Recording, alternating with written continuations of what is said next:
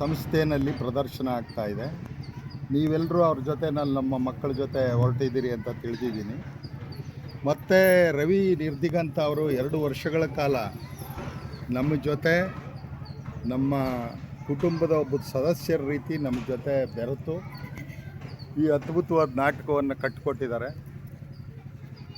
ಸಾಧ್ಯವಾದರೆ ಮುಂದಿನ ವರ್ಷ ಕೂಡ ಅವರು ನಮ್ಮ ಜೊತೆ ಇರೋದಕ್ಕೆ ಸಾಧ್ಯವಾಗಲಿ.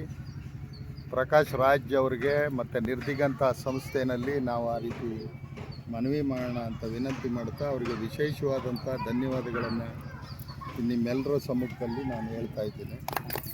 ಮತ್ತು ಅವರು ಕಟ್ಟಿಕೊಟ್ಟಿರೋಂಥ ನಾಟಕ ಯಶಸ್ವಿ ಆಗುತ್ತೆ, ಆಗಲಿ.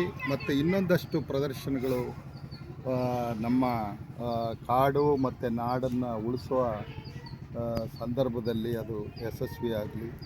ಸಾಧ್ಯವಾದರೆ ನೀವು ಕೂಡ ಬೇರೆ ಯಾವುದಾದ್ರೂ ಶಾಲೆ ಮತ್ತು ಸಂಸ್ಥೆಗಳಲ್ಲಿ ಈ ನಾಟಕವನ್ನು ಪ್ರದರ್ಶನ ಮಾಡಲಿಕ್ಕೆ ಇಚ್ಛೆ ಪಟ್ಟರೆ ಅವರು ತಿಳಿಸಿದ್ರೆ ಅಲ್ಲೂ ಕೂಡ ನಾಟಕದ ವ್ಯವಸ್ಥೆಯನ್ನು ನಾವು ಮಾಡಲಿಕ್ಕೆ ಮಿಳಿಂದ ಶಾಲಾ ವತಿಯಿಂದ ಅಲ್ಲಿ ಪ್ರದರ್ಶನ ಮಾಡಲಿಕ್ಕೆ ನಾವು ಭರವಸೆಯನ್ನು ಕೊಡೋಣ ಅಂತ ಹೇಳ್ತಾ, ಅವರ ಮಕ್ಕಳಿಗೆ ವಿಶೇಷವಾದಂಥ ಒಂದು ನಿಮ್ಮೆಲ್ಲರ ವಿಶಸ್ಸು ಬೇಕು. ಆ ಕಾರಣಕ್ಕೋಸ್ಕರ ನೀವೆಲ್ಲರೂ ನಾಡಿದ್ದು ಎಲ್ಲ ಶಿಕ್ಷಕರು ಹೋಗ್ತಾ ಇದ್ದೀರಿ ಅಂತ ಅಂದ್ಕೊಂಡಿದ್ದೀವಿ. ಯಾರಿಬ್ಬರು ನಟರಾಜ್ ಯಾಕೆ ಸುಳ್ಳಿ ಹೋಗ್ಬೇಕು? ಹೌದು, ಅವತ್ತೇ ಇದೆಯಾ?